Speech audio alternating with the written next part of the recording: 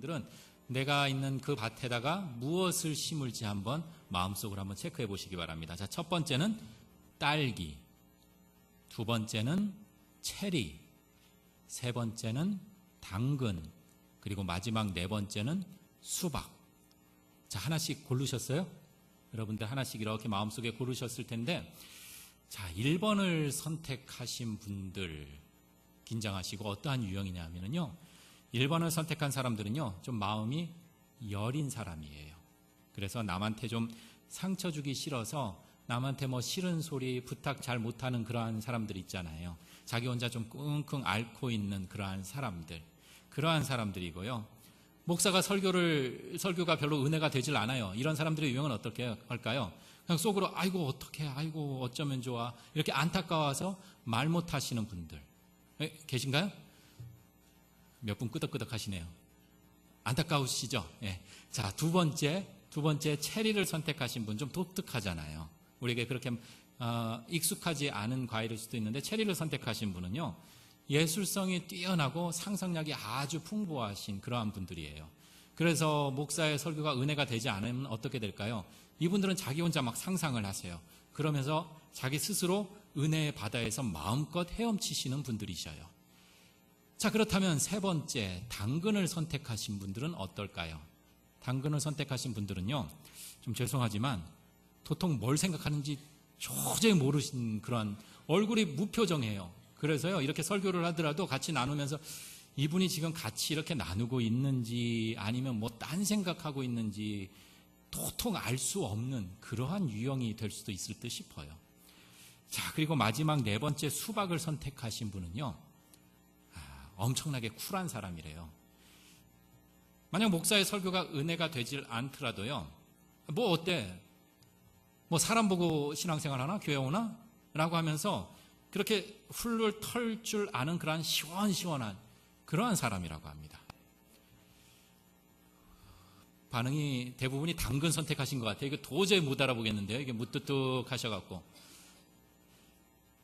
그런데 너무 좀 묵뚝뚝하게 심각하게 생각하지 마세요. 조금이라도 더위를 잊기 위한 그런 목적이니까요. 너무 깊게 생각하지 마시고, 혹시 여러분들 중에 4번 수박을 선택하신 분 계실 수 있을 것 같아요. 4번 수박을 선택하신 분, 앞서 얘기했지만 시원시원한 사람, 쿨한 사람이라고 했습니다. 우리가 이런 표현 하잖아요. 아, 저 사람 참 쿨해, 저 사람 참 쿨한 사람이야 라고 했을 때, 그 쿨함이라는 것이 뭐 표현의 다양성도 있겠지만 이런 사람 아닐까 싶어요. 꾸물대지 않고 답답하지 않고 민기적 질척대지 않고 어정어정거리지 않고 뒤끝도 없고, 한마디로 어때요? 거슬리는 것 없이 시원시원한 사람, 그러한 사람들 말하지 않을까 싶기도 합니다.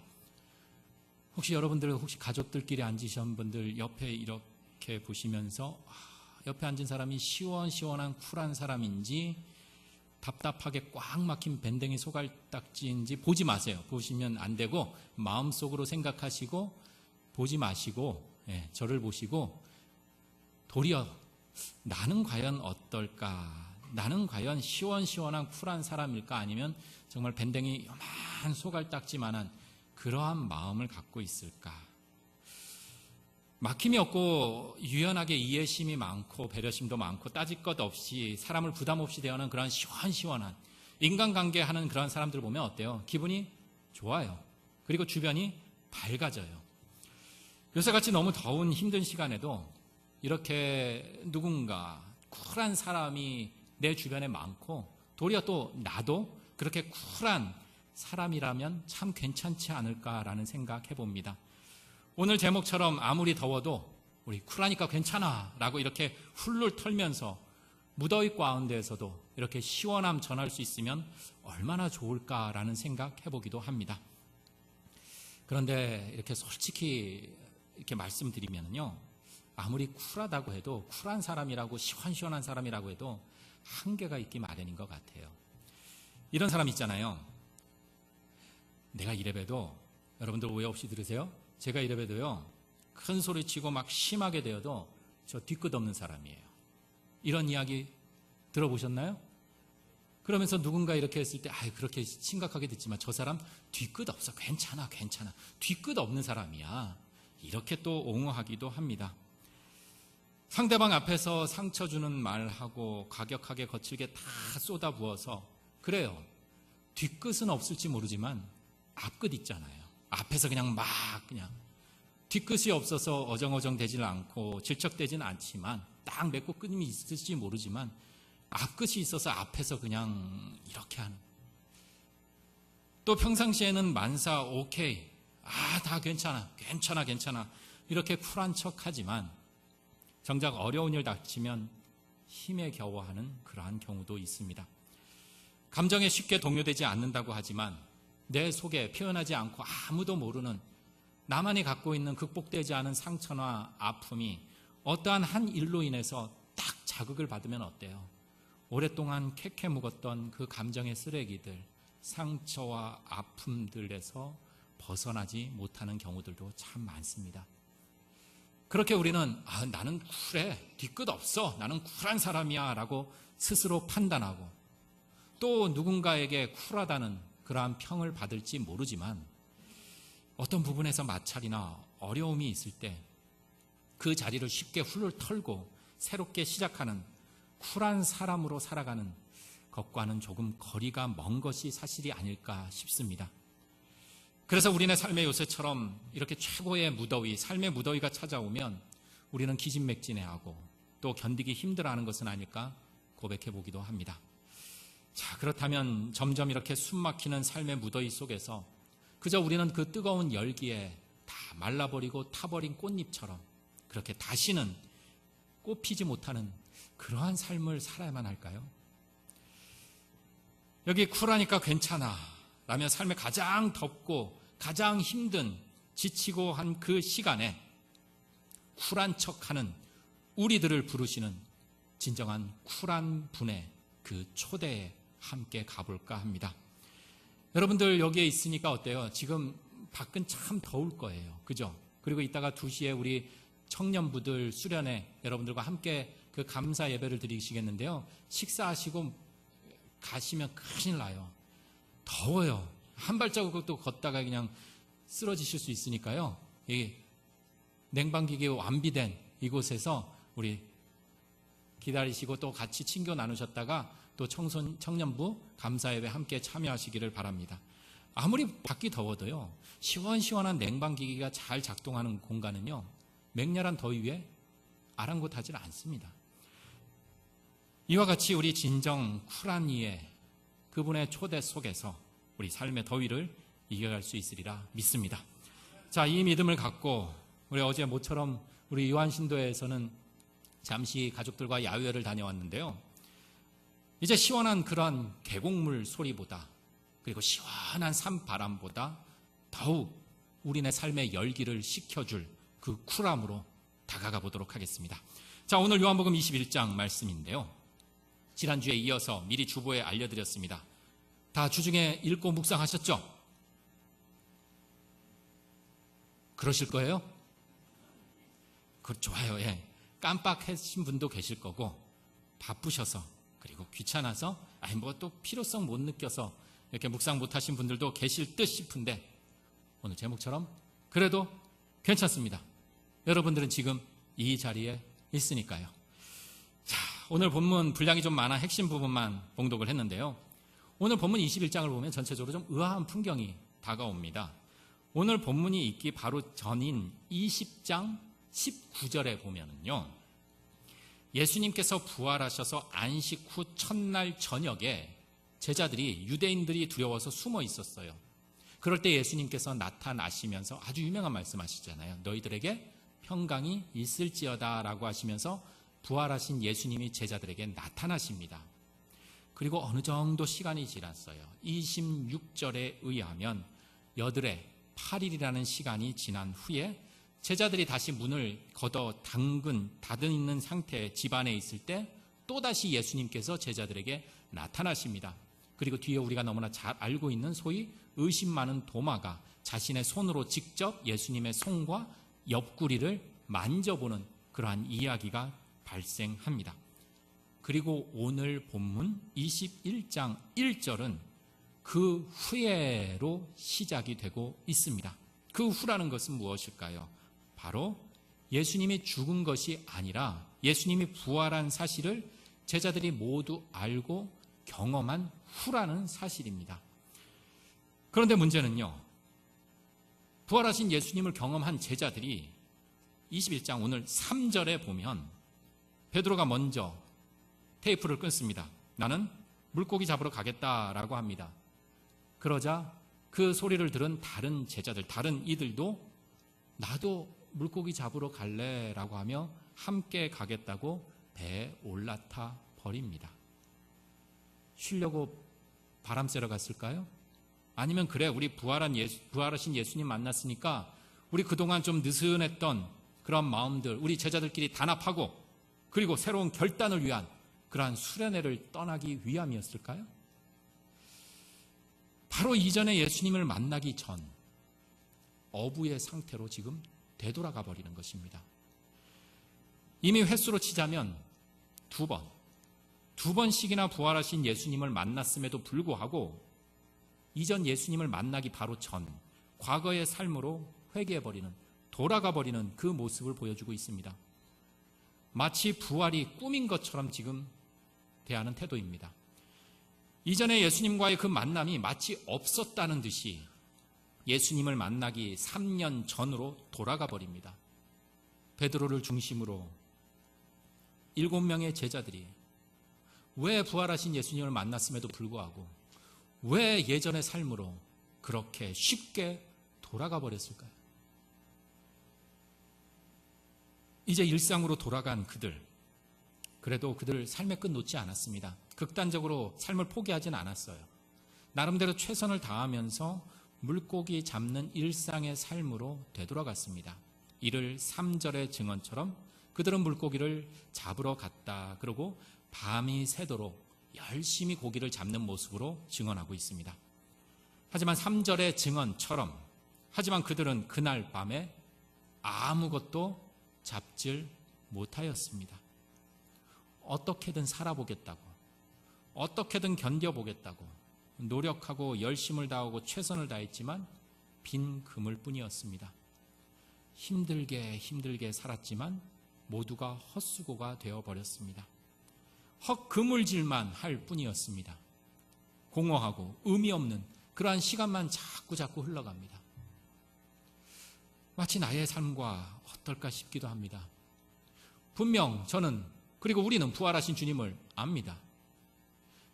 그럼에도 불구하고 내가 열심히 살고 최선을 다하고 부지런히 살아가지만 아무런 결실 없이 빈 그물, 헛그물, 예수님의 말씀으로 살지 못하는 내 모습처럼 말입니다. 그렇게 일상으로 또 돌아가 버리는 그러한 모습. 그런데 오늘 본문에서는 예수님의 말씀대로 그들은 오른쪽으로 그물을 던집니다.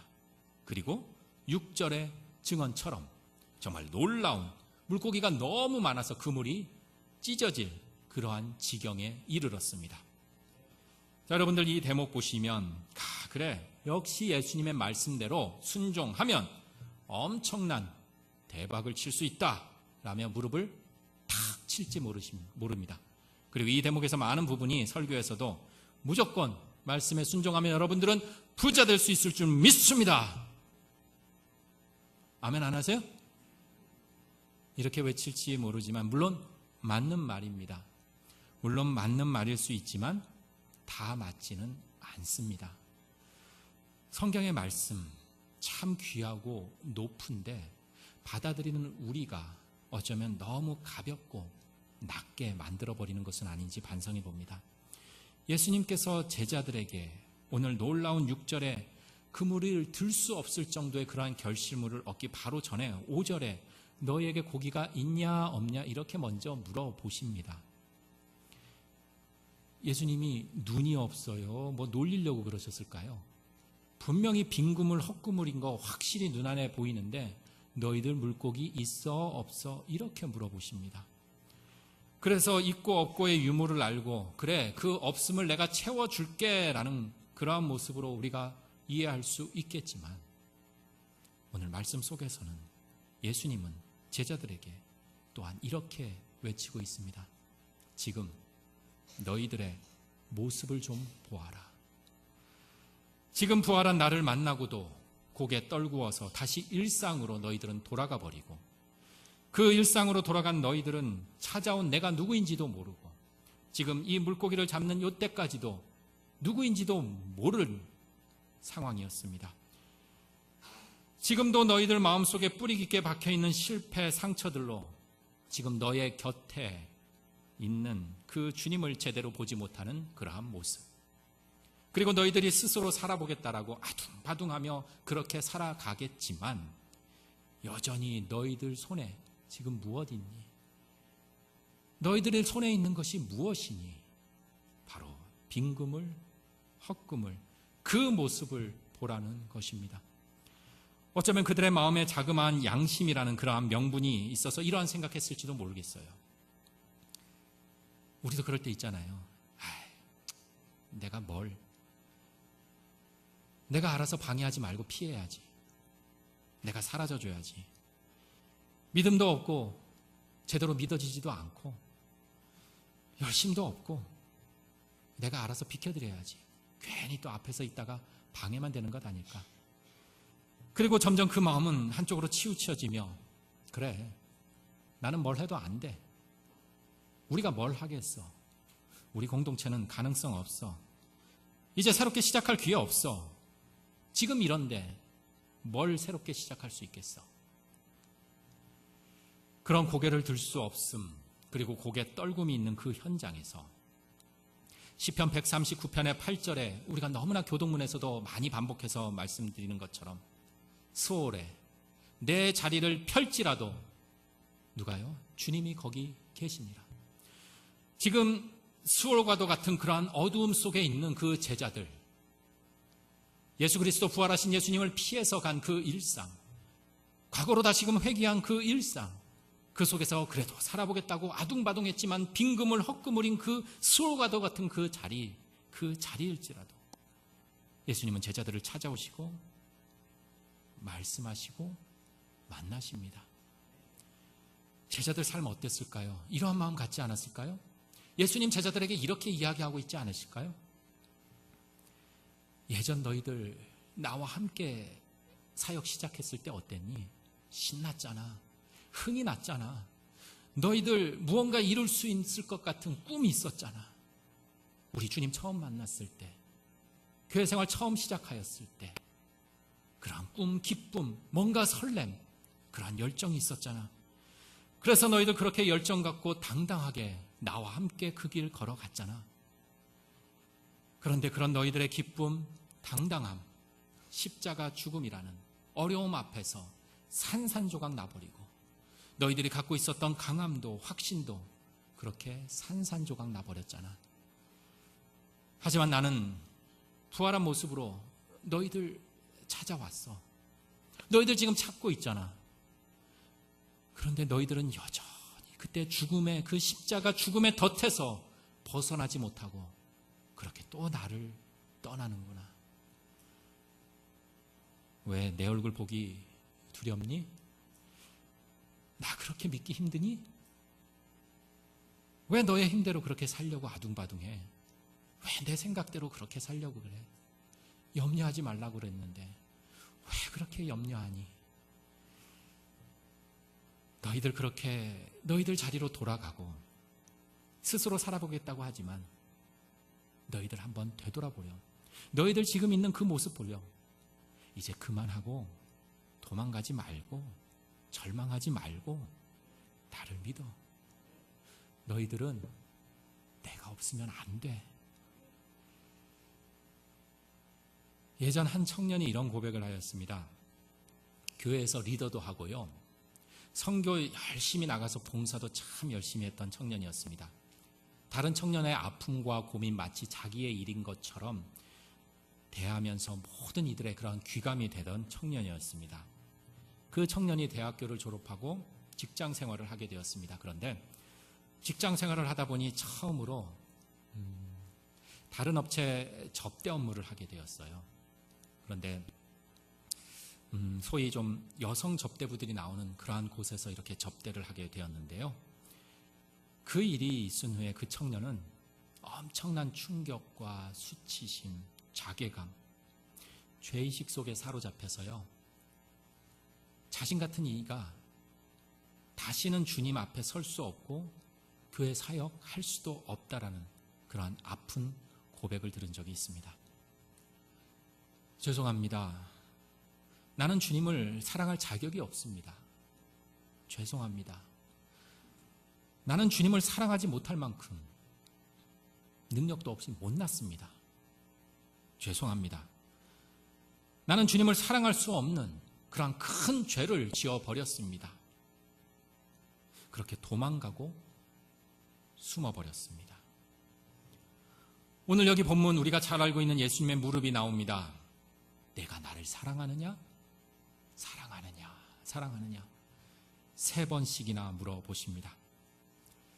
여러분들 혹시 여기 가족들끼리 앉으셨나요? 아니면 또 모르시는 분들, 그래도 대부분 다 아시는 분들인데, 혹시 만일 사랑하는 이들 관계라든지 이렇게 묻고 또 물으면 어떨까 싶네요. 이따가 한번 광고 시간에 한번 해볼까요? 지금 하면 조금 서먹서먹해질 것 같고, 이따가 한번 광고 시간에 옆에 분들 이렇게 바라보면서 나를 사랑하십니까? 해볼까요, 말까요? 아마 그러면 분위기 이상하게 껄쩍지근해지고 다음 주부터 이 자리 배치가 완전히 확 달라질 것 같아요. 그죠? 쑥스럽기도 하고, 이 사람이 미쳤나 싶기도 하고, 이 사람이 왜 그러나 싶기도 하고. 당신 나를 사랑하세요? 라고 한 번도 아닌 2번, 3번. 만일 옆에 있는 분들과 한다면 어떨까요? 당신은 나를 사랑하십니까? 당신은 나를 사랑하십니까? 예수님께서 베드로에게 그의 사랑, 그 베드로의 사랑을 확인하고 싶어서 묻고 또 물어보는 것일까요? 여러분들 누군가에게 당신 나 사랑해요? 그 사랑이 궁금해서 여러분들은 묻습니까? 혹자는 오늘 이 본문을 헬라어로 비교하면서 예수님은 무조건적인 사랑인 아가페로 물어봤지만 베드로는 친구들과의 그러한 우정인 필레오로 답했다고 하며 언어학적인 그러한 접근을 하기도 합니다. 하지만 오늘 본문 말씀을 준비하면서요, 베드로에게 질문한 그 음성이 다시 살아나서 특히 삶의 무더위로 지쳐가는 그러한 일상, 어려움 가운데에서 주님 앞으로 한 치 앞도 나아가지 못하는 내 모습, 삶의 무더위 속에서 몸부림치는 나에게 주님이 나의 사랑을 확인하는 것이 아니라 내가 얼마나 너를 사랑하느냐라는 바로 주님의 사랑 고백으로 들립니다. 예수님께서 베드로 그 사랑 고백 받아서 그래, 내가 베드로 사랑을 받을 만한 자격이 있지, 그러면서 흐뭇해하고 기뻐해 하시기 위함이 아니라, 그래 베드로 너 나 3번 부인했지? 그래 나도 똑같이 3번 이야기하면서 너의 아픈 부위를 내가 찔러서 꼭 내가 그 부인한 사실을 내가 복수하고야 말겠다. 그것도 아닙니다. 예수님께서는 베드로야, 베드로야, 너는 나를 부인하고 떠나 또 도리어 업으로 물고기 잡는 이곳에 와 있지만 나는 여전히 너를 믿고 너를 사랑하고 있단다. 그러니 실패해도 괜찮아. 미안해할 필요 없어. 힘들어하지 마. 우리 신앙생활 하면서 면목도 없고 염치도 없고 고개를 떨군 채 의미 없이 마치 오늘 본문처럼 그 제자들처럼 빙그물질 하며 살아가곤 합니다. 그러니 어쩌면 우리네 삶의 무더위 가운데 기운 빠지고 지쳐가지만 우리 주님은 그럴 때도 늘 우리 곁에 오시면서 그분의 사랑을 우리에게 전하십니다. 오늘 본문 21장에서도 배신한 이에게 손수 숯불을 피우면서 아침 조반상을 차려주십니다. 그리고 능력 없는 이에게, 그 베드로에게, 또 실패할지 모르는 그 베드로에게, 배신할지 모르는 그 베드로에게 내 양을 먹이라라는 그 귀한 사명까지 주시는, 그것이 바로 베드로에게 향한 내가 나를 사랑하느냐라는 그 예수님의 마음이십니다. 그리고 우리는 압니다. 베드로의 깊은 죄책감과 상처를 치유한 것은 그럼에도 불구하고 자신을 변함없이 믿고 동일하게 사랑해 주시는 그 마음을 깨달았기에 다시 일어나 베드로는 사명을 감당할 수 있었습니다. 조금만 해도 욱하고 다혈질이었던 그러한 베드로, 행동보다는 말이 먼저 앞섰던 완전한 실패자였던 인생 루저였던 이전의 베드로가 아닌 완전히 새로운 베드로를 베드로전서 3장 8절과 4장 8절에서는 이렇게 전하고 있습니다. 악을 악으로 욕을 욕으로 갚지 말고 도리어 복을 빌라. 이를 위하여 너희가 부르심을 받았으니 이는 복을 이어받게 하려 하심이라.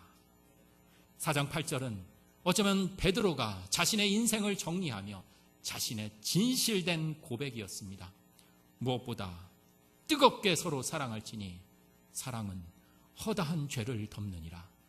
예수 그리스도께 그 사랑으로 자신의 허다한 죄가 덮였음을 자신은 느끼고 고백하고 감사하였기에 그는 이렇게 진실된 고백으로 자신의 인생을 마감할 수밖에 없었을 것입니다. 예수님의 사랑을 받은 이가 단적으로 어떠한 사람이 되었는지를 보여주는 증거입니다. 바로 예수님의 변함없이 믿어주는 그 사랑이 베드로 그를 치유하고 새롭게 하였습니다. 성숙하게 하였습니다. 그리고 예수 그리스도를 닮은 사람으로 살아가게 하였습니다. 나는 어떨까요? 우리는 때로는 늘 영원히 변함없이 주님을 믿지 못할 때가 참 많아요. 흔들려요. 남들은 참 예수님 하면 눈물 흘리며 잘 믿는 것 같지만 나는 믿지 못하는 것들이 참 많아요. 교회 오래 신앙생활을 했지만 어떠한 이는 부활을 믿지 못한다고 해요. 성경의 말씀이 참일까? 의심하는 사람도 있어요. 내 기도가 하나님께 응답받을까? 하나님은 왜 가만히 계시지? 왜 하나님은 나에게 응답하지 않지? 이러한 믿음이 흔들리기도 합니다. 하나님 과연 나를 사랑하실까? 이러한 마음들, 주님을 부인하고 배반도 하고 주님께 수많은 상처를 주기도 합니다. 말만 앞서고 행동이 따라가질 않습니다. 또 어떤 분들은 주님을 사랑한다고는 하지만 참 실수가 많아요. 딱 베드로의 모습입니다. 그런데 주님은 베드로에게 그러셨던 것처럼 나에게도 똑같이 변함없이 믿어주시는 사람으로 대해주십니다. 예수 그리스도께서 베드로에게 속삭였던 그 음성, 지금 여러분들의 이름을 부르시며 이렇게 말씀하고 계십니다. 사랑하는 정서봐, 힘들지? 많이 아프지? 나에게 미안한 거 많구나. 그런데 아니, 그래도 난 너를 믿어. 난 너를 변함없이 믿어. 난 너를 사랑해. 난 너를 변함없이 사랑해. 그러니 이제 일어나 내 손을 잡고 걸어가자. 예전 인터넷에서 제목이 이렇게 달린 게 있었어요. 부모님의 쿨함이라는 그런 제목인데요. 여러분들 자식 키우신 분들 그런 게 있을까요? 학교에서 가정통신문이 이렇게 오면 위에는 선생님이 부모님께 당부하는 메시지가 있고요. 밑에 칸에 뭐가 있을까요? 반대로 부모님이 학교 선생님에게 부탁하는 그런 메시지를 적어보내는 그런 난이 있습니다. 먼저 선생님이 가정에게 부모님께 이러한 메시지를 보냈어요. 학생을 지칭하면서요. 성격도 좋고 언제나 밝은 모습으로 생활하는데 기대만큼 성적이 오르지 못합니다. 2학기에는 분발해서 잘할 수 있도록 가정에서 부모님들의 격려 바랍니다. 라고 선생님이 부모님에게 이러한 메시지를 보냈어요. 그러자 가정에서 부모님이 반대로 이번에는 선생님께 이러한 메시지를 적어 보냈습니다. 성격이 좋고 밝은 모습으로 학교 생활하면 됐습니다. 이렇게요. 이 가정통신문을 사람들은 부모님의 쿨함이라는 그러한 제목을 달았어요. 내가 사랑하는 자식이니 성적이 기대만큼 오르지 않아도 부모 곁에서 밝게 건강하게 잘 자라고 있으면 된다라는 것을 쿨한 부모님의 모습으로 바라본다라는 것입니다. 쿨한 부모님. 바로 쿨하신 우리 주님께서는 우리가 건강하시기를 원하십니다. 우리의 마음, 인격, 삶, 우리의 모든 영혼까지 건강하시기를 원하십니다. 하지만 우리 안에 있는 무거운 짐들과 상처, 좌절감, 죄책감, 사탄은 공격합니다. 그러면서 정죄합니다. 자꾸 내 마음만 아니라 우리 공동체의 모든 것들을 들춰내고 아프게 합니다. 그러나 주님은 우리를 치유하시기를 원하십니다. 건강하시기를 원하십니다. 그래서 우리도 예수님 닮은 사람으로 성장하기를 원하십니다. 그 주님의 마음에 우리 마음을 활짝 열어 젖히고